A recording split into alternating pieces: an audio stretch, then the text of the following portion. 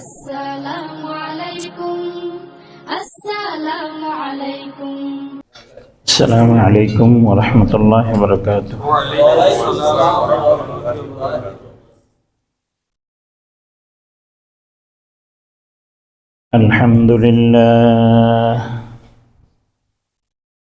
الحمد لله نحمده ونستعينه ونستغفره ونؤمن به ونتوكل عليه ونعوذ بالله من شرور أنفسنا من يهده الله فلا مضل له ومن يضلله فلا هادي له ونشهد أن لا إله إلا الله وحده لا شريك له ولا نذير له ولا مثيل له ولا مثال له ونشهد أن سيدنا وسندنا وحبيبنا وطبيبنا وطبيب قلوبنا وعلى آل سيدنا محمد وعلى آله وأصحابه وبارك وسلم. أما بعد فأعوذ بالله من الشيطان الرجيم. بسم الله الرحمن الرحيم. إنا أنزلناه في ليلة القدر وما أدراك ما ليلة القدر. ليلة القدر خير من 1000 شهر. تنزل الملائكة والروح فيها بإذن ربهم من كل أمر. سلام هي حتى مطلع الفجر. صدق الله المولانا العظيم. وقال صاحب الرسالة صلى الله عليه وسلم: كان ليلة القدر نزل جبرائيل في كبكبة من الملائكة يصلون على كل قائم أو قائد يذكر الله عز وجل. وقال الله تعالى: ألا من مستغفر فأغفر له ألا من مسترزق فأرزقه ألا مبتلي هكذا حتى يطلع الفجر، أو كما قال النبي صلى الله عليه وسلم.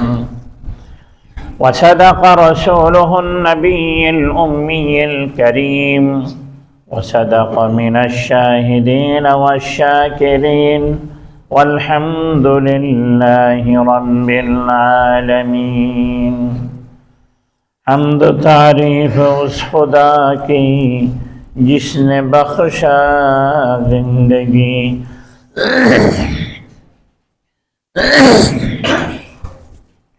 حمد و تعریف اس خدا کی جس نے بخشا زندگی. درود سلام اس نبی پر جس نے سکھایا بندگی. بلغ العلا بکمالہ کشف الدجى بجمالہ. حسنت جمیع خصالہ. صلوا علیہ وآلہ.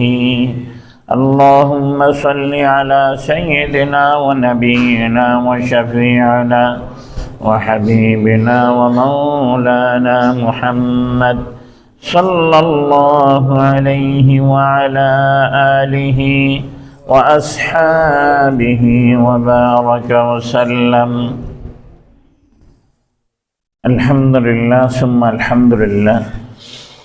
আল্লাহ সুবহানাহু ওয়া তাআলা লাখ কোটি শুকর যে মহান পরওয়ারদিগার আলম আমাদের সকলকে রমজান মাসের তৃতীয় জুমা আদায় করার জন্য আল্লাহর ঘরে আসার বসার, কোরআন ও সুন্নাত থেকে কিছু আলোচনা শুনবার বলবার যে তৌফিক মহান সত্তা আমাদেরকে দান করছেন, জুবানান কালিমাতুশ শুকর আদায় করে বলি আলহামদুলিল্লাহ। আল্লাহ সুবহানাহু ওয়া তাআলার দরবারে দরখাস্ত পেশ করি, আল্লাহ আমরা যে কয়েকখানা সালাতু সালাম করলাম, এই কয়েকখানা সালাতু সালামকে অগণিত গুণ অজস্র গুণ বৃদ্ধি করে আল্লাহর হাবিবের হুযুক্ত করে পূর্ণ মুহাব্বতের সহিত সহি করে শুদ্ধ করে সোনার মদিনার মধ্যে হাদিয়াতান পৌঁছাই দিবেন। আমিন। আল্লাহ রব্বুল আলামিনের দরবারে দরখাস্ত পেশ করি, যত মুমিন মুমিনা দুনিয়াতে বিদায় নিয়ে গেছে, যত মুমিন মুমিনা দুনিয়াতে জীবিত আছে, কিয়ামত পর্যন্ত যত মুমিন মুমিনা দুনিয়াতে আসবেন, এই মাগফিরাতের মাসে, রহমতের মাসে আল্লাহ সকলের সমস্ত গুনাহতা মাফ করে দেন। নাজাতের মাস, জান্নাত পাওয়ার মাসের মধ্যে আল্লাহ তাআলা সকলকে জান্নাতি হিসেবে কবুল মঞ্জুর করেন। আলহামদুলিল্লাহ সুম্মা আলহামদুলিল্লাহ। আল্লাহ তাআলার মেহেরবানি এবং দয়া যে আল্লাহ আমাদেরকে আল্লাহর ঘরে আসার বসার তৌফিক দান করছেন, এটা অনেক বড় মেহেরবানি।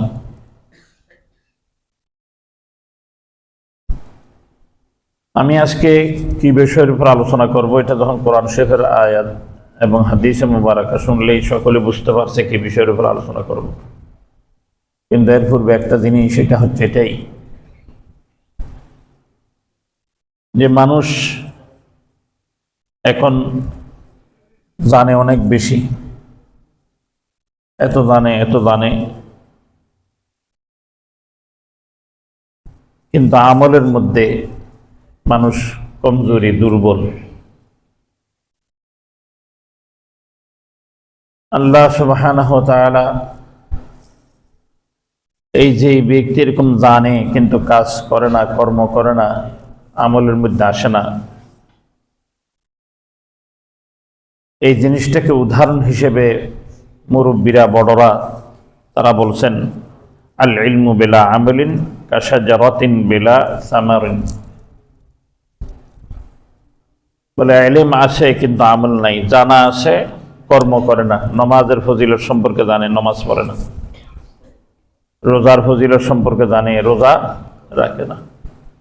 মসজিদের ফজিলত সম্পর্কে জানে কিন্তু মসজিদে আসে না। সুদের খারাপি সম্পর্কে জানে কিন্তু সুদ থেকে বাঁচে না। ঘুষের খারাপি সম্পর্কে জানে, ঘুষ থেকে বাঁচে না। পর্দার ফজিলত সম্পর্কে জানে, পর্দার খারাপি জানে, পর্দা করলে কি খারাপি, পর্দা না করলে কি খারাপি, পর্দা করলে কি লাভ, পর্দা না করলে কি ক্ষতি, সব জানে কিন্তু পর্দা করে না।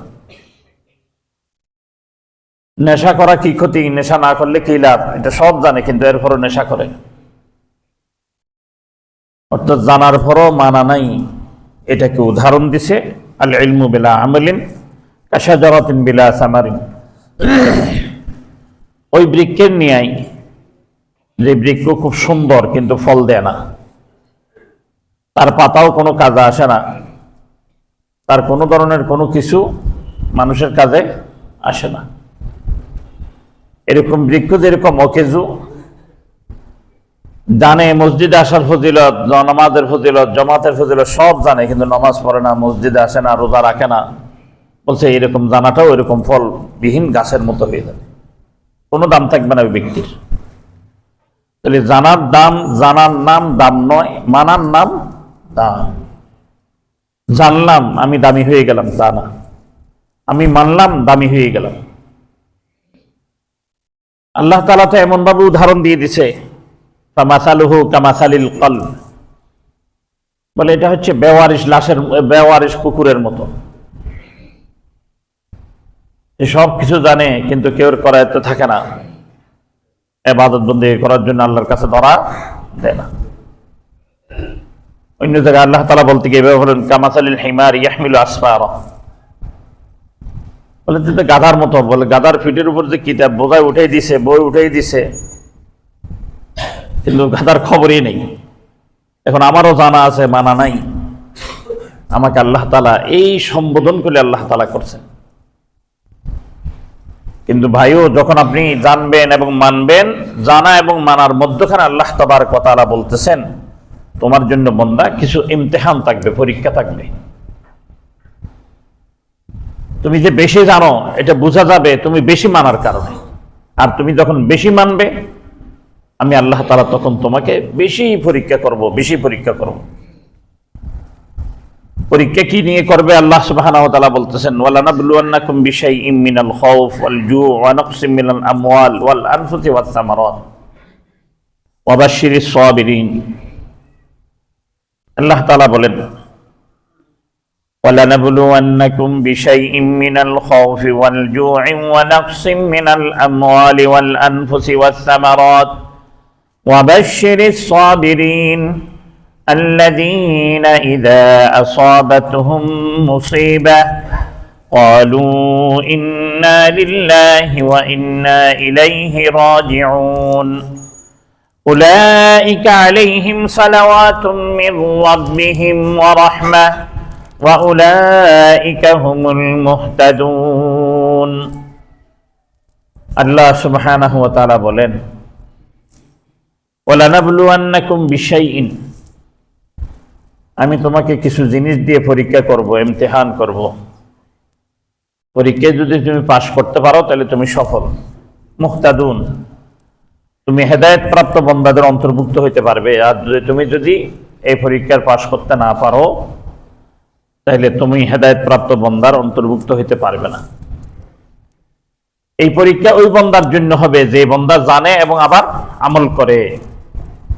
আমল করতে গিয়ে তাকে এই জিনিসগুলির পরীক্ষাগুলির মধ্যে পড়তে হয়। 4টা পরীক্ষা আল্লাহ তাআলা বলছেন। মিনাল খাউফ, আল্লাহ তাআলা তার মধ্যে ভয় ঢুকাই দিবে, ভয়। আমি যে কথা ভয়ের কথা বলতে অনেক লম্বা চলে যাবে, আমি শর্টকাটে আসতেছি।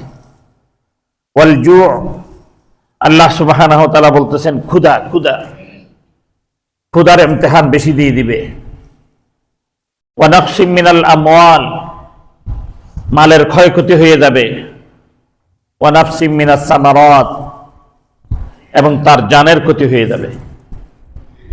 জান, মাল, ক্ষুধা, ভয়, এই 4টা জিনিস আমি তাকে দিব, পরীক্ষা করব এই 4টা জিনিস দিয়ে। এখন কিভাবে পাস করবে এটা বলে নাই, না বলে বলতেছে ওয়া বাশশিরিস সাবিরিন, যেই 4টা পরীক্ষার মধ্যে ধৈর্য ধারণ করতে পারবে, অর্থাৎ এই সমস্যাগুলির পরও সে আল্লাহ তাআলার ইবাদত ছাড়বে না,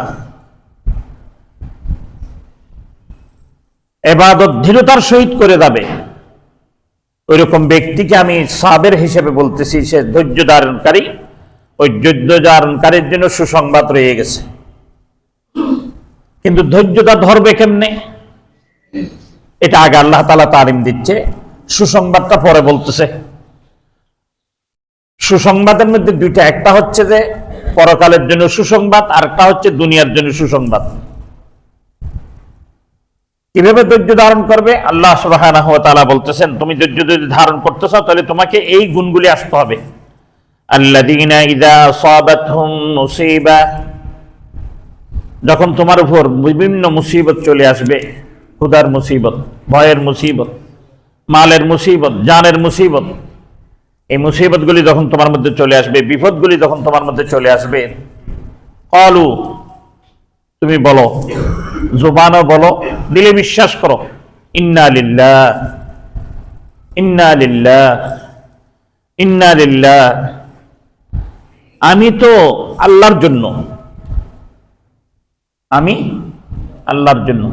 যে আমার ভয় যেটা দিছে এটাও আল্লাহ, ক্ষুধা যেটা দিছে এটাও আল্লাহ দিছে, আমার জানের ক্ষতি হয়ে গেছে এটা কে করছেন? আল্লাহ করছেন, মালের ক্ষতি হয়ে গেছে এটা কে করছেন? আল্লাহ করছেন। তাহলে আমিও আল্লাহর, মালও আল্লাহর, আমিও আল্লাহর, আমার জানও আল্লাহর, আমি আল্লাহর, আমাকে যে ক্ষুধা দিচ্ছে এটাও আল্লাহর। তাহলে শুধু আমার কিছুই নাই, সব কিছু আমার আল্লাহর। যখন আমার আল্লাহ আমাকে এভাবে কষ্ট দিবে, পরীক্ষা করবে, এবং শুধু এটুকুক নয়, ওয়া ইন্না ইলাইহি রাজিউন, আমাকে আমার আল্লাহর কাছে ফিরিয়ে দিতে হবে, আমার মাল আমার আল্লাহর কাছে ফিরিয়ে দিতে হবে, আমার জান আমার আল্লাহর কাছে ফিরিয়ে দিতে হবে। তাহলে কিছুই যখন আমার না, এটার উপর হাই হুতাশ করে কোনো আমার লাভ নেই। তাহলে আমাকে কি করতে হবে? আমার আমলের মধ্যে মজবুতি আনতে হবে। যখন নেক আমলের মধ্যে মজবুতি আসবে, তখন আল্লাহ সুবহানাহু ওয়া তাআলা তার জন্য ঘোষণা করতেছে পুরস্কার, সুসংবাদের। কি সুসংবাদ? উলাইকা আলাইহিম সালাওয়াতুম মির রাব্বিহিম ওয়া রাহমা। এরকম বান্দাদের জন্য আল্লাহ তাআলা বলতেছেন, আমি তোমাদের জন্য অফুরন্ত অনুগ্রহ এবং রহমত রেখে দিছি। অফুরন্ত অর্থাৎ দুনিয়াতে তো অফুরন্ত না, দুনিয়া ফুরন্ত, দুনিয়াতে শেষ হয়ে যায়, কিন্তু অফুরন্ত কোথায়? আখিরাতে। আল্লাহ তাআলা বলতেছেন এইরকম বান্দার জন্য আমি আখিরাতের মধ্যে, জান্নাতের মধ্যে এমন একটা আবাসস্থল রেখেছি যেখানে তার সমস্ত কিছু অফুরন্ত ভাবে সে পাইতে থাকবে। উলাইকা হুমুল মুহতাদুন। দুনিয়ার মধ্যে তাকে হেদায়েত প্রাপ্ত হিসেবে বলা যাবে। সে আল্লাহর রাস্তা চিনছে, আল্লাহর রাস্তার উপর চলে, এটা বলা যাবে। আর না হলে বলা যাবে না।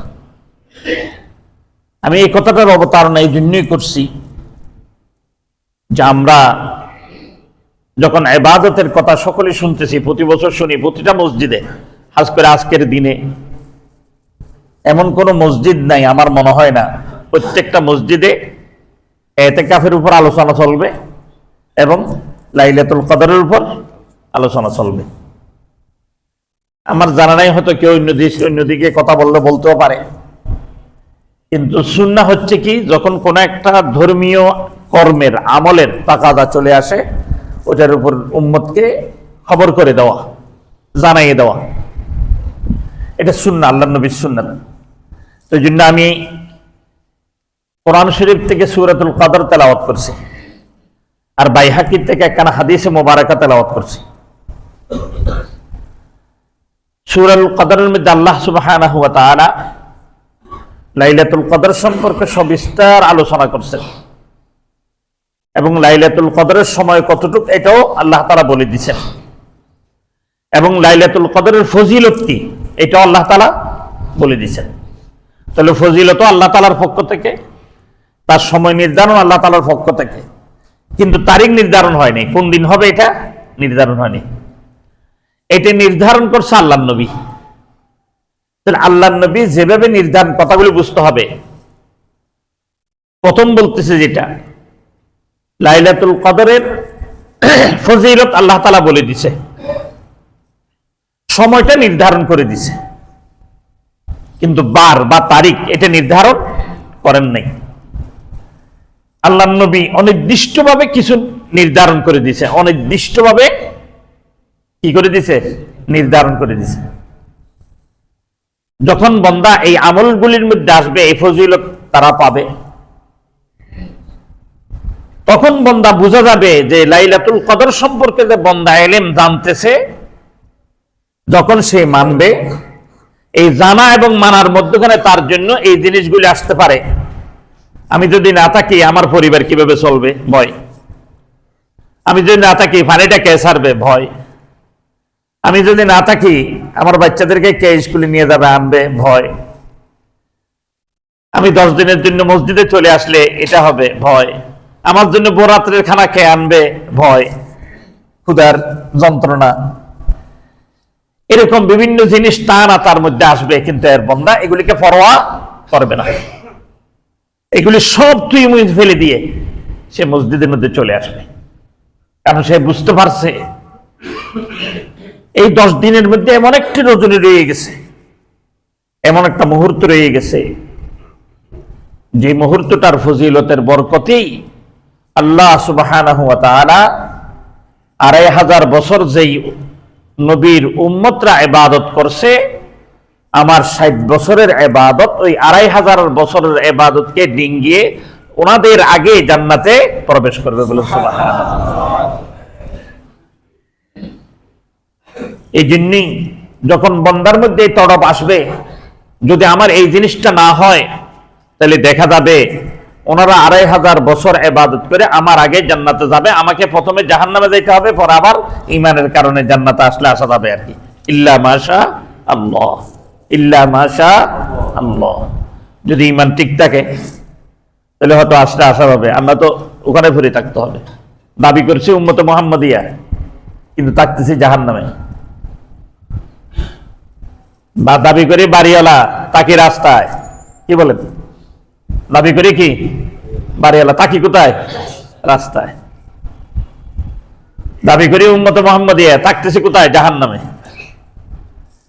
অনুরূপ হয়ে যাবে যদি আমার আর আপনার এই যে জানার মধ্যে এবং মানার মধ্যে কি না থাকে, দুটোটার সমন্বয় না থাকে। ওই সমন্বয়ের জন্য আপনাদের সামনে আজকে দুই একটা আলোচনা আল্লাহ তাআলা তৌফিক দান করলেন। এটার মধ্যে সর্বপ্রথম যেটা আল্লাহ তাআলা ফজিলত বয়ান করলেন, লাইলাতুল কদরের ফজিলত। লাইলাতুল কদরি খায়রুম মিন আলফি শাহর, 1000 মাসের চেয়ে উত্তম এই রজনীটা। আমি গত জুমায় বলেছিলাম 1000 মাস, এটা এই জন্যই বলছেন, আমি আবার শুধু স্মরণ করায় দেওয়ার জন্য। এটা যারা আমার শিক্ষিত সমাজ আমরা আছি, আমি যদি আপনাদের থেকে জিজ্ঞেস করি 200 বছর আগে, 300 বছর আগে বিলিয়ন ট্রিলিয়ন এই শব্দগুলি, এই গণনাগুলি ছিল না। এগুলো উদ্ভাবন হয়েছে মাত্র কিছুদিন হয়েছে।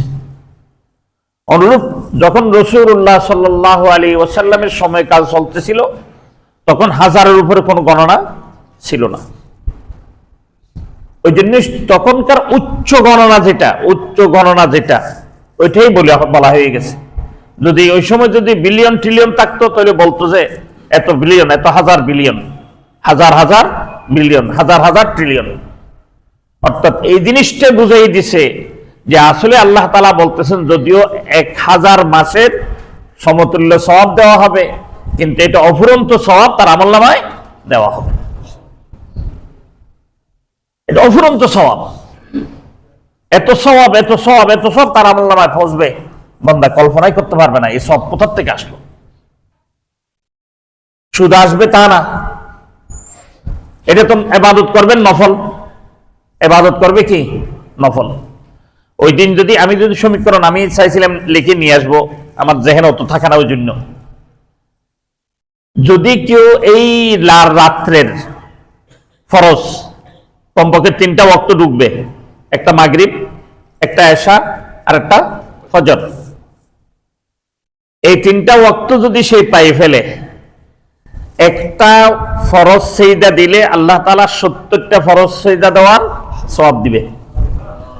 আবার 70টাকে যদি 10 দিয়ে পূরণ দেন 700, এটাকে যদি আবার 100 দিয়ে পূরণ দেন 70,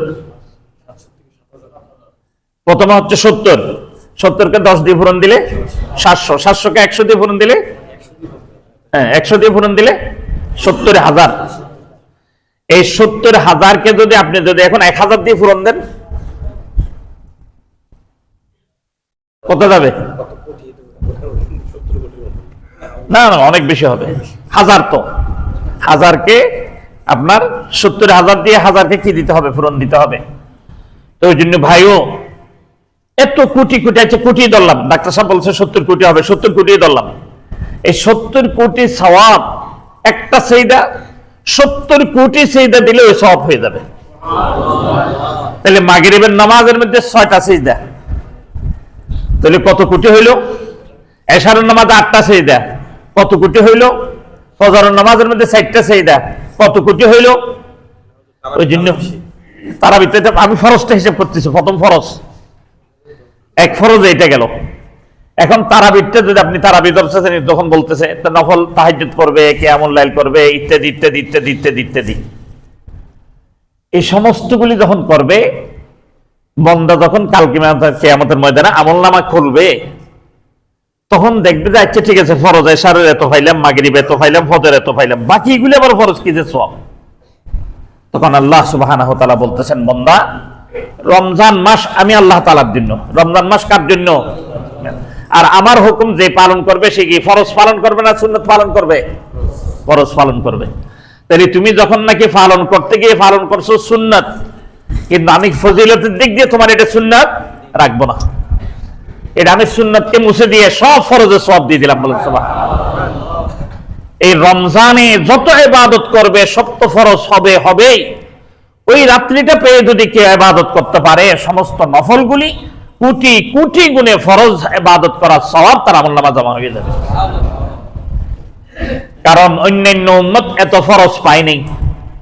আর এই একটা মাস উম্মত মুহাম্মদিয়াকে সমস্ত নফল ইবাদত আদায়ের দিক দিয়ে, নফল আদায় বুঝুন তো, আদায় আমি নামাজ পড়তেছি, এই পড়াটা হচ্ছে নফল, এই পড়াটা কি নফল, এই পড়াটা সুন্নাত, কিন্তু এটার একটা প্রতিদান তো আল্লাহ তাআলা দিবে, ফলাফল আল্লাহ তাআলা দিবে। ওই ফলাফলটা দিবে হচ্ছে ফরজের সমান। ফরজের যেই সওয়াব, ফরজের যে প্রতিদান, অনুরূপ ভাবে এই নফলের সেই প্রতিদান দিবে। এবং দিবে তো দিবে, যখন এই রাত্রি যখন বন্দা পেয়ে ফেলবে, আল্লাহ সুবহানাহু ওয়া তাআলা তারে কোটি কোটি ফরজ, লক্ষ কোটি ফরজ, হাজার কোটি ফরজ আদায় করলে যে সওয়াব, ওই সওয়াব আমলনামায় দিয়ে দিবে। অন্য উম্মতরা প্রশ্ন করবে, আমরা 2500 বছর পাইলাম, ইবাদত করলাম, ইকরা বিকিতাবিক, কোরআন শরীফে আছে না, তুমি তোমার কিতাব আমলনামা পড়তে থাকো। আনফুসিহিম বিহিসাবিহিম, তুমি তোমার হিসাবের জন্য তুমি যথেষ্ট, অন্য কেউ দেখা লাগবে না। অন্য কেউ দেখলে তো হাক্কা বাক্কা হয়ে যাবে। কারণ নূহ আলাইহিস সালাতু ওয়াস সালামের কওম জিজ্ঞেস করবে, এরা আমাদের আগে জান্নাতে কেমনে যায়? দুনিয়া তো আসলাম আমরা আগে, হায়াতও পাইলাম আমরা বেশি, ইত্যাদি ইত্যাদি আরো কয়েকটা আছে। এগুলি আমরা অগ্রগামী, এরপর এরা কেমনে আমাদের আগে চলে যায়? তখন আল্লাহ সুবহানাহু ওয়া তাআলা বলবেন, দেখো তোমার নবী যেমন তোমরাও তেমন, আর ওদের নবী যেমন ওরাও ওইরকম। ওদের নবীও দামি, ওরাও দামি। কেমন দামি? যদিও তোমরা 2500 বছর বয়স হায়াত পাইছো, ওরা মাত্র 60-70 বছর হায়াত পাইছে, কিন্তু দেখো তোমার আমলনামা হয়েছে 70 খণ্ড, আর ওর আমলনামা হয়েছে 70,000 খণ্ড। তখন ওরা হাইবত হয়ে যায়, মার্কেট দেখাও, তখন দেখবে হায়রে আল্লাহ সব লেখা মুখ। বলে আল্লাহ একটা দিনের ফজিলত তুমি এদেরকে এইভাবে দিয়ে দিলে? বলে হ্যাঁ, কারণ আমার হাবিবকে আমি খুশি করার জন্য এমন কোনো কিছু নেই যা করি নেই, তার মধ্যে আমার হাবিবের উম্মতকে আমি ফজিলত দিয়ে দিছি। শুধু একমাত্র আমাদের নবীর বরকতে আমরা এই ইবাদতের বরকতটা আমরা পেয়ে ফেলছি। তাহলে যদি আমি আমার হাবিবের উম্মত দাবি করি, যদি সন্তান তার পিতার দাবি করে আমি অমুক পিতার সন্তান, তার পিতার যে ইজ্জত, যে সম্মান, এটা যদি রক্ষা না করে, তাহলে সন্তানকে অন্য মানুষরা বলবে না কিরে তুই তো সুসন্তান না, কি সন্তান? কুসন্তান। তাহলে আমি আমার হাবিবের উম্মত দাবি করতেছি, তাহলে কি সু উম্মত হতে পারবো না, কু উম্মত হয়ে যাব? ওই জন্য ভাই ও আল্লাহর ওয়াস্তে বলি, রাসূলুল্লাহ সাল্লাল্লাহু আলাইহি ওয়াসাল্লামের উম্মত যদি দাবিদার হই, রাসূলুল্লাহ সাল্লাল্লাহু আলাইহি ওয়াসাল্লামকে যে ফজিলত আল্লাহ তাআলা দান করলেন, সম্মান দান করলেন, তার বরকতে যে আল্লাহ তাআলা আমাদেরকেও সম্মান ইজ্জত দান করলেন, ওইটা যদি আমরা রক্ষা করতে চাই, তাহলে আমাদেরও আল্লাহ নবী রাসূলুল্লাহ সাল্লাল্লাহু আলাইহি ওয়াসাল্লাম ইবাদত যেভাবে শিখিয়ে দিয়ে গেছে, ওইরকম ইবাদত আমাদের করতে হবে। আয়েশা সিদ্দিকা রাদিয়াল্লাহু তাআলা আনহা থেকে জিজ্ঞেস করছে, হে আম্মা জান, আল্লাহর নবীর রাত্রিকালীন ইবাদত কেমন? তখন বলতেছিল, শুনো, যখন প্রথম রাকাতে নিয়ত বাঁধলো সূরা ফাতিহার পরে সূরা বাকরা পড়তেছিল, মনে করলাম সূরা বাকরা শেষ হইলে রুকুতে যাবে, আমার একটা কথা জিজ্ঞেস করব। আমি দাঁড়ায় থাকলাম, সূরা বাকরা শেষ হয়ে গেল, এরপরে যে সূরা এটা ধরে ফেললো সূরা আলে ইমরান, মনে করলাম সূরা আলে ইমরান শেষ হইলে মনে হয় কি রুকুতে যাবে, আমি আমার কাছে জিজ্ঞেস করবো। এর মধ্যে আমি ক্লান্ত হয়ে গেলাম, আমি শুয়ে গেছি। শোয়ার মধ্যে আমি শুনতেছিলাম সূরা নিসা ধরছে, মনে করলাম সূরা নিসা শেষ হলে হবে, এরপর সূরা মায়েদা ধরছে, সূরা মায়েদা মনে হয় শেষ হয়ে যাবে, এর মধ্যে আমার ঘুম চলে আসছে। অনেকক্ষণ পর আমার ঘুম ভাঙছে, ঘুম ভাঙে দেখলাম আল্লাহ নবী রাসূলুল্লাহ সাল্লাল্লাহু আলাইহি ওয়াসাল্লামের পা ফুলে গেছে। আমি বসে রইলাম, সালাম যখন ফিরে এসে জিজ্ঞেস করলাম, ইয়া রাসূলুল্লাহ, আল্লাহ সুবহানাহু ওয়া তাআলা আপনার আগের গুনাহ মাফ করে দিয়েছে, পরের গুনাহ মাফ করে দিছে। গুনাহ মাফ করে দিছে শুধু এতটুকু নয়, আপনি যেভাবে জান্নাত চাইছেন আপনার জান্নাতকে ওইভাবে সাজানো হয়েছে। পৃথিবীর বুকে কোন নবীর জন্য নবীর চাহিদা মোতাবেক জান্নাত সাজানো হয় নাই, কোন নবীর উম্মতের চাহিদা মোতাবেক কি করা হয় নাই, জান্নাত সাজানো হয় নাই। একমাত্র মুহাম্মদুর রাসূলুল্লাহ সাল্লাল্লাহু আলাইহি ওয়াসাল্লামের জান্নাত রাসূল ইসলামের চাহিদা মতো সাজানো হয়েছে। তাহলে আপনার জন্য জান্নাত অবধারিত, এটা বুঝাইতে চাচ্ছে আপনার জন্য কি অবধারিত, জান্নাত অবধারিত। এভাবে ইবাদত করার তো আপনার দরকার নেই। তখন আল্লাহ নবী রাসূলুল্লাহ সাল্লাল্লাহু আলাইহি ওয়াসাল্লাম বললেন, আবদান শাকুরা, তুমি কি চাও না আমি কৃতজ্ঞ বান্দা হই আল্লাহ তাআলার? আল্লাহ আমাকে এত নিয়ামত দান করলো, এত নিয়ামত দান করলো, আমি একটু রাত্রে দাঁড়াইয়া আল্লাহ তাআলার ইবাদত করব না, এটা হইতে পারে না? তখন মুহাদ্দিসিন একরাম বলতেছেন, আল্লাহ নবী এই কথা কেন বললেন না শেষের দিকে? কারণ আল্লাহ নবী যদি কৃতজ্ঞতা আদায় নাও করেন কোনো কিছু যায় আসে না, কোনো কিছু যায় আসে না। আল্লাহ নবীর কোন ধরনের লাভ নাই, লসও নাই। কৃতজ্ঞতা আদায় করলে লাভ হয়ে যাবে, কৃতজ্ঞতা আদায় না করলে লস হয়ে যাবে, এরকম না। কারণ আল্লাহ নবীকে আল্লাহ তাআলা সেই সম্মান, সেই ইজ্জত আল্লাহ তাআলা দিয়ে দিছে। কিন্তু এটা লিতালিমান উম্মতি, উম্মতের তালিমের জন্য। হে উম্মত শুনে রাখো, আল্লাহ তাআলা তোমাদেরকে এত নিয়ামত দিয়েছেন, এত নাজ নিয়ামত দিয়েছে, এত নাজ নিয়ামত দিয়েছে, লা তাহসুহা। বান্দা তুমি যদি একটা নিয়ামতকে নিয়ে গণনা শুরু করো, একটা নিয়ামতের গণনা, যেমন আমার চোখের মধ্যে আল্লাহ তাআলা কত কি দিলেন, শুধু এই গণনাগুলো তুমি যদি শেষ করো এরপরে শেষ করতে পারবে না। এত নিয়ামত আল্লাহ তাআলা তোমাকে দিলেন, এই নিয়ামতের কি কৃতজ্ঞতা তুমি আদায় করো না বান্দা? এই নিয়ামতের কৃতজ্ঞতা হিসেবে আল্লাহ তাআলার ইবাদত করতে হবে। ওই জন্য আমি বলছিলাম, আমি আপনাদেরকে জানাইতেছি লাইলাতুল কদর সম্পর্কে কেমন। আল্লাহ নবী রাসূলুল্লাহ সাল্লাল্লাহু আলাইহি ওয়াসাল্লাম বলতেছেন, কানা লাইলাতুল কদর, যে যখন রাত লাইলাতুল কদর আসে, নাযালা জিবরাইল ফি কাফওয়াতিন মিনাল মালাইকাতি ইউসাল্লুনা আলা কুল্লি কাইমিন আও কাইদিন ইয়াযকুরুল্লাহ আযজা ওয়া জাল্লা ইলা আখিরুল হাদিস।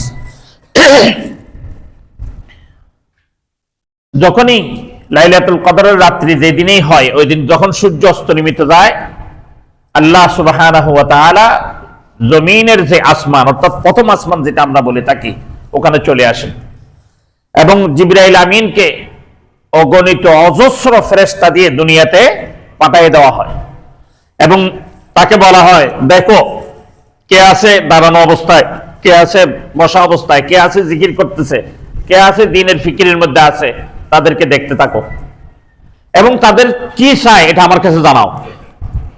যখন বান্দা হাত উঠায় বলে, আল্লাহ আমাকে গুনাহ মাফ করে দেন, ফেরেশতারা গিয়ে বলে যে অমুকের ছেলে অমুক, অমুকের নাতি অমুক গুনাহ মাফ চাইতেছে, বলে তারে গুনাহ মাফ করে দিলাম। বলে আল্লাহ তুমি আমাকে জান্নাত দাও, বলে অমুকের বান্দা অমুক, অমুকের নাতি অমুক জান্নাত চাইছে, বলে আমি তারে জান্নাত দিয়ে দিলাম। বলে কি চায়, বলে অমুকের ছেলে অমুক, অমুকের ছেলে অমুক, অমুকের নাতি অমুক, তা আপনার থেকে রিজিক চায়, বলে আমি অফুরন্ত রিজিক তাকে দিয়ে দিলাম। এরকম একটা একটা বলতেছে, একটা একটা আল্লাহ তাআলা কবুল করতেছে। কোন হাদিসে কেউ দেখাইতে পারবে না, কোন দিক দিয়ে কেউ দেখাইতে পারবে না আল্লাহর সামনে কোন একটা নেক আরজি নিয়ে হাজির হয়েছে, আল্লাহ তাআলা কবুল করে নাই, এরকম নাই। হ্যাঁ, কিছু বান্দা ব্যতীত, কিছু বান্দা ব্যতীত, যে বান্দাগুলি যদি তওবা না করে ওইগুলির থেকে, ওই মাসিয়ত থেকে, ওই গুনাহ থেকে যদি তওবা না করে, তাহলে ওই বান্দার কোনো আরজি, কোনো দরখাস্ত কবুল হবে না। তার মধ্যে একজন হচ্ছে আতিকি বিওয়ালিদাইন, মাতা পিতার অবাধ্য সন্তান, মাতা পিতার অবাধ্য সন্তান এরকম যদি হয়ে থাকে, তাহলে তার কোনো কিছু আল্লাহ তাআলা কবুল করবেন না ওই দিন রাত্রে। এত মুজিজ রাত্রি, তাকে তওবা করতে হবে, মা বাপ থেকে মাপ চাইয়ে নিতে হবে। আর যদি মা বাপ দুনিয়া থেকে বিদায় নিয়ে তাদের কবরে গিয়ে কান্নাকাটি করে মাপ চাইয়ে নিয়ে আসতে হবে, আল্লাহর কাছে বলতে হবে, আল্লাহ আমি তো জীবদ্দশায় পারলাম না, মরার পর তোমার কাছে আশা করি, আমার মাতা পিতার কাছে আশা করি আমাকে মাফ করে দিবেন। তখন আল্লাহ তাআলা ওইরকম সন্তানের, মাতা পিতার ওইরকম সন্তানের দোয়া কবুল করবেন। এরপর হচ্ছে যে হারাম খাইছে, হারাম হারাম হারাম মানে হারামের মধ্যে নেশাদ্রব্য রয়ে গেছে, হারামের মধ্যে হারাম মাল রয়ে গেছে, হারামের মধ্যে অন্যের মাল গসব করে খাওয়া রয়ে গেছে। এরকম যে ব্যক্তি হারাম মাল খাবে, তার কি হবে না, ইবাদত কবুল হবে না। এটার থেকে মাপ চাইয়ে নিতে হবে, তওবা করে নিতে হবে। তওবা শুরু যেটা যেরকম ওইরকম ভাবে করে নিতে হবে। এই জন্য ভাইও এত দামি রাত্রি, এত দামি রাত্রি, এই দামি রাত্রি যদি আমি আর আপনি যদি আমাদের দামি বানাইতে না পারি, এই যে জানলাম, এই জানার কোনো দাম থাকলো না। আর যদি আমি আপনার যদি আমাকে দামি বানাই নিতে পারি, তাহলে আমরা যে জানলাম এই জানার দাম হয়ে গেল। কেমন দাম হলো? এক কবি তো তার ভাষা দিয়ে এইভাবে বলেন, আমল সে জিন্দেগি বনতি হ্যায় না জন্নত ভি জাহান্নাম ভি, আমল সে জিন্দেগি বনতি হ্যায় না জন্নত ভি জাহান্নাম ভি, কে কহা কি আপনি ফিতরত মে না নূরি হ্যায় না নারী। বান্দা যখন আমল করবে, আমল করার কারণে, নেক আমল করার কারণে বান্দার জীবন সফল হয়ে যাবে। কি জাহান্নাম পাইলো কি জান্নাত পাইলো এটা বড় কথা না। এটা কি বলে কবি? কি জাহান্নাম পাইলো কি জান্নাত পাইলো এটা বড় কথা না, সফল হয়ে গেল। তাহলে সফল কাকে বলে? কোরআন শরীফ যখন দেখা হয়, হাদিস শরীফ যখন দেখা হয়, তখন দেখা যায় সফল ব্যক্তির জন্য কি রয়ে গেছে? জান্নাত রয়ে গেছে। অসফল ব্যক্তির জন্য জাহান্নাম রয়ে গেছে। তাহলে যখন সফল হয়ে গেছে কর্ম করে, তাহলে বান্দা জান্নাত জাহান্নাম এটা বড় কথা নয়, সফলতা পাওয়া বড় কথা। ওই জন্যই সফলতা যদি আমি আর আপনি পাইতে চাই, আমাকে আপনাকে সকলকে লাইলাতুল কদরের তালাশ করতে হবে। এই লাইলাতুল কদর তালাশ করার জন্য সবচেয়ে সুবর্ণ সুযোগ যেটা, এটা হচ্ছে ইতিকাফের। আল্লাহ নবী রাসূলুল্লাহ সাল্লাল্লাহু আলাইহি ওয়াসাল্লাম ইতিকাফকারীর জন্য বলতেছেন, আল মুতাকিফু ওয়া ইউতাকিফু যুনুব ইয়াজজি লাহু মিনাল হাসানাতি কাআমিল হাসানাতি কুল্লিহা। ইতিকাফকারী ইতিকাফ থাকছে, কিন্তু সে ঘুমিয়ে গেছে, ঘুমে ঘুমে কাটছে, না কোনো তসবিহ পড়ছে, না কোনো তাহলিল পড়ছে, না কোনো নামাজ পড়ছে। নামাজ বলতে ফরজ নামাজ না, আবার ফরজ নামাজ তো পড়বেই, মানে নফল, নফলও কোনো এরকম পড়ে নেই। শুধু তার ফরজ পড়ে পড়ে ঘুমের মধ্যে কাটাই দিছে, খাইছে আর ঘুমাইছে। বলতেছে এরকম বান্দা আর যেই বান্দা ইতিকাফ থাকে নাই, সে সারাক্ষণ জিকির আজকার, সারাক্ষণ নফল নামাজ, সারাক্ষণ নামাজ ইবাদত বন্দেগি গুজারছে, ওই হায়াত এই হায়াতের মধ্যে এত পার্থক্য যে আসমান এবং জমিনের মধ্যে পার্থক্য। এটা মানে হুজুর সুবহানাল্লাহ কই লাভ কি? ইঞ্জিনিয়ার সাহেব কই উঠছে, কারণ ইঞ্জিনিয়ার সাহেব ইতিকাফ থাকে তো জন্য। আর আপনারা কিন্তু আমরা তো ইতিকাফে থাকি না, সুবহানাল্লাহ কই লাভ কি?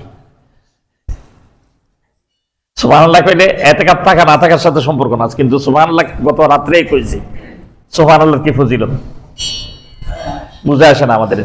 সুবহানাল্লাহ একটু মুখ লেরে বলেন না, আল্লাহ তাআলা এরকম একটা জবান দান করছে, গালি দিতে পারেন, বকা দিতে পারেন, গীবত শিকায়াত করতে পারেন, মজা নিতে পারেন, কিন্তু সুবহানাল্লাহ কইতে কষ্ট হয়ে যায় আমাদের। আল্লাহ সুবহানাহু ওয়া তাআলা বলতেছেন, আল্লাহর নবী, এই নবী আপনি ঘোষণা করে দেন, ইতিকাফকারী ফরজ ইবাদতগুলি করবে, রোজা রাখবে, ফরজ নামাজগুলি পড়বে, বাকি নফল কোনো ইবাদত করবে না, ঘুমাবে আর খাবে। আর বাহিরে যে বান্দা ইতিকাফ থাকে নাই, ওই বান্দা নফল ইবাদত করতে করতে করতে করতে সারাক্ষণ নফল ইবাদতে থাকবে। আর ওই বান্দার ইবাদতের হায়াত আর এ বান্দার ইবাদতবিহীন হায়াত আসমান এবং জমিনের পার্থক্য। আল্লাহ সুবহানাহু ওয়া তাআলা এরকম দামি এবং কিমতি বানাই দিয়েছে। এই জন্য ভাইও আমাদের এখানে ইতিকাফ থাকেন, অনেক লোক থাকেন, অনেকে থাকেন। আমি আরো যারা থাকতেছেন সকলকে স্বাগত জানাই। আসেন ইতিকাফ থাকি, ইতিকাফের মধ্যে নিয়ে ইতিকাফের ফজিলত নিই। লাইন শাকারতুম লাযিদান্নাকুম ওয়া লাইন কাফারতুম ইন্না আযাবি লাশাদীদ। আমি কৃতজ্ঞতার জন্য বলতেছি। আমি এর আগেও আরো অন্যান্য মসজিদের মধ্যে এই ইমামতি করছি, কিন্তু এখানে আমি প্রাথমিক পর্যায়ে কয়েক বছর বাদে আলহামদুলিল্লাহ আপনাদের সুবিধার্থে আপনারা আমাকে যে সুযোগ সুবিধা দেন, মসজিদ পরিচালনা কমিটি বলেন, এলাকাবাসী বলেন, সকলেই যে মহব্বত, যে উদারতা আপনারা আমার প্রতি দেখাইছেন, এর বরকতে আল্লাহ তাআলা আমাকে এই সামান্য একটু ইবাদত করার সুযোগ করে দেন। এটা আমি সবসময় বলি, আমার পরিবারকেও আমি বলি, এটা আমার মহল্লাবাসীর বিশেষ অনুগ্রহ আমার প্রতি। যদি এই নেক নজর তাদের না থাকতো, তাহলে আমার দ্বারা সম্ভব নয় এই ইতিকাফ থাকা। এই জন্য ভাইও, তা আমিও থাকার চেষ্টা করি।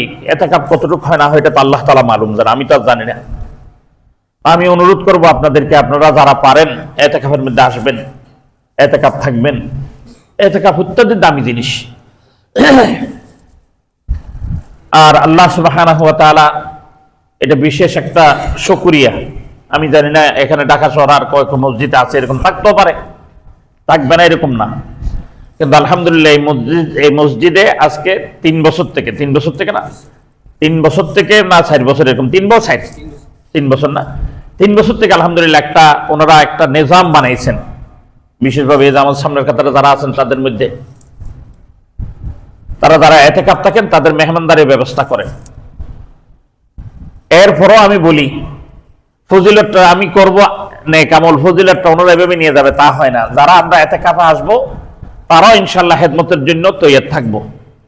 অর্থাৎ এখানে খানা পিনার গুলি ব্যবস্থা করা হয়, এই যে ব্যবস্থার খরচ আদি এটা আলহামদুলিল্লাহ ওনারা দিয়ে থাকেন। তো যারা এতেকাফ থাকেন আমি ওনাদেরকে অনুরোধ করবো ওনারাও যেন দেন। আমি এই জন্যই বলি যে আমারটা আমিও দিই ইনশাআল্লাহ, আলহামদুলিল্লাহ আমি যতটুকু পারি আমি চেষ্টা করি যে যেন শুধু আমি যেটা খাই এতটুকু যেন না হয়, আমার থেকে যেন অন্যের মধ্যে ভাগ পড়ে যায়, ওইভাবে আমি দেওয়ার চেষ্টা করি ইনশাআল্লাহ তাআলা। ওই জন্য আমি অনুরোধ করব সকলকে দুইটা জিনিস, একটা হচ্ছে ইতিকাফে আসবো, দ্বিতীয় নম্বর হচ্ছে আলহামদুলিল্লাহ আপনাদেরকে আল্লাহ সুবহানাহু ওয়া তাআলা এর জাযা দুনিয়াতেও দান করুক আখিরাতেও দান করুক, যেটা আপনারা এই 3 বছর থেকে মুতাকাফিনদের জন্য এই নসরতের সহযোগিতার হাত বাড়িয়ে দিয়েছেন। এটা একটা ইতিকাফের অংশ। আমি আগে বলতাম ইতিকাফ হচ্ছে সুন্নাতে মুআক্কাদা আলাল কিফায়া, সুন্নাতে মুআক্কাদা আলাল কিফায়া, মানে কাফারা হিসেবে যদি একজন রাখে তাহলে আদায় হয়ে যাবে। তাহলে আমার পক্ষ থেকে যখন একটা বোঝা কেউ নামাই দিচ্ছে তাকে ধন্যবাদ দিতে হবে না, তাকে ধন্যবাদ হইলে বলতে হবে না, এই ধন্যবাদ স্বরূপ তাদের খেদমতের মধ্যে হাজির হওয়া। খেদমতের মধ্যে প্রথম খেদমত হচ্ছে তাদের পক্ষে যে খরচটা যাচ্ছে কিছু খরচ হলে আমরা কি করি বেয়ার করা। তা আলহামদুলিল্লাহ এটা আপনারা চালু করছেন, এটা বিশ্বাস করেন আমি অন্তর থেকে আপনাদের জন্য দোয়া করি। এটা যারা এটা শরীক হন, আমাদের মনীষ সাহেব তো দুনিয়া থেকে বিদায় নিয়ে গেছে, ইসলাম সাহেব দুনিয়া থেকে বিদায় নিয়ে গেছে, আল্লাহ তাআলা ওনাদেরকেও শরীক হওয়ার তৌফিক দান করছিলেন। এবং ইসলাম সাহেব তো আগে এতেকাফে থাকতেন, পরে অসুস্থতার কারণে থাকতে পারতেন না, জয়ীব দুর্বল হওয়ার কারণে মনীষ সাহেব এতেকাফ থাকতেন। এমন একটা মসজিদ যে মসজিদের সভাপতি এতেকাফ থাকতেন, সভাপতি কি থাকতেন? এতেকাফ থাকতেন, ইমাম এতেকাফ থাকতেন। অনেক বড় একটা সৌভাগ্যবান মসজিদ ছিল এটা। আল্লাহ সুবহানাহু ওয়া তাআলা আমাদের সকলকে এই ইতিকাফের ফজিলত পূর্ণভাবে ধারণ করার এবং ইতিকাফে শরীক হওয়ার, ইতিকাফ যারা রাখে তাদের নসরত করার তৌফিক দান করুন, বলেন আমিন। ওয়া আখিরু দাওয়ানা আলহামদুলিল্লাহি রাব্বিল আলামিন।